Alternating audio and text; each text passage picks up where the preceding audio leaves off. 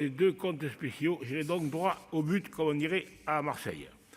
Pour commencer, je m'attarderai particulièrement sur la mission gestion des finances publiques, qui constitue la principale mission du pôle économique et financier de l'État. L'administration fiscale et les douanes représente 91% des crédits de cette dernière. Je salue la simplification de l'intitulé de cette émission. Les remarques que nous avions formulées l'an dernier semblent avoir été entendues sur ce point. Gageons que l'amélioration de la lisibilité et de l'intelligibilité se poursuivra. Je me félicite également que la crise sanitaire n'ait pas affecté les processus de transformation de la Direction générale des finances publiques et des douanes. Il convient désormais de les poursuivre, mais surtout de les achever.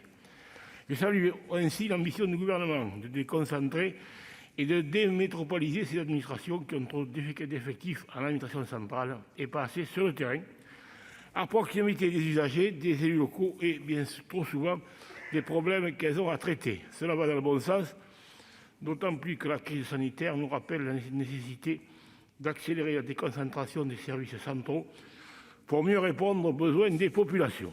Mais ne tombons pas dans le piège d'une décentralisation en trompe-l'œil. Ces réorganisations territoriales doivent se faire au minimum en concertation avec les acteurs de l'échelon local afin de mieux répondre aux enjeux spécifiques de chaque territoire. Nous ne devons donc pas condamner inutilement les antennes locales de l'administration fiscale. Par ailleurs, nous restons sensibles au devenir de l'administration des douanes, qui connaît d'importantes remises en question de ses missions.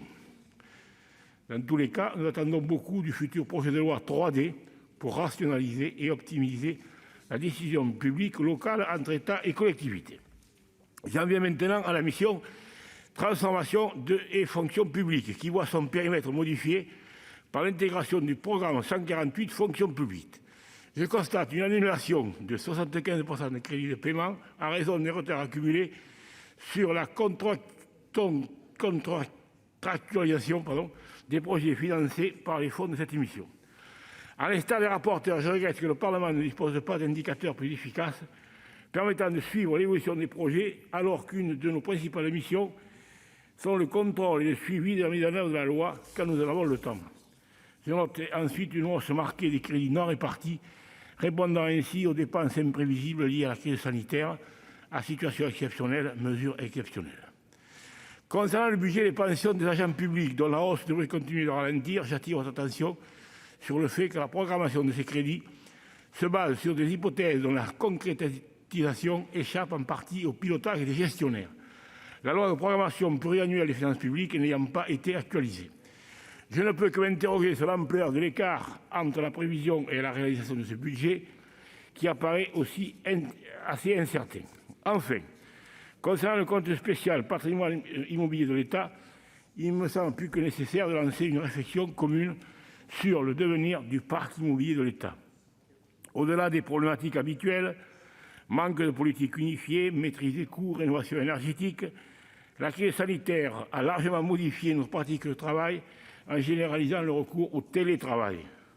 La rationalisation du parc de l'État me semble être un des axes de réflexion qui, à l'avenir, ne doit pas être négligé. En conclusion, Madame la Ministre et Monsieur le Ministre, le groupe RDSE votera les crédits de ces 4 missions et de ces comptes spéciaux. Merci, chers collègues. La parole est maintenant à Éric Bocquet pour le groupe communiste républicain citoyen et écologiste.